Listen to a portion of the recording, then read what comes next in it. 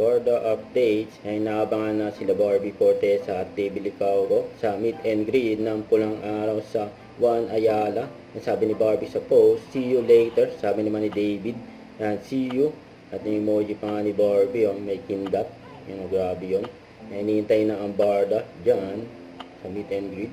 At sa IG story ni Mami Amy, sabi sa caption, we're going home. Makakauwi na si Daddy Tony galing hospital. Magaling na si Barbie. Ito during It's Showtime. May picture din si Barbie with kulot. Ganyan kabait si Barbie. Ito post ng glam team ni Barbie. Ayan yung outfit ni Barbie sa series. Ayan, social series na bida-bida. Kasama siyempre si David at ang Maton. Ang ganda ni Barbie. Sa post ni Isabel, pinalabas na yan, yung episode 3 ng bida-bida na social series sa Netflix, YouTube channel.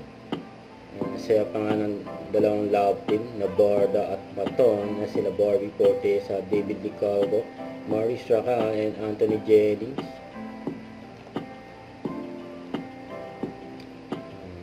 Huwag kalimutan mag-subscribe, click ang notification bell for more update. Ito po ang Future Reaction Vlog. Bye guys, thank you for watching.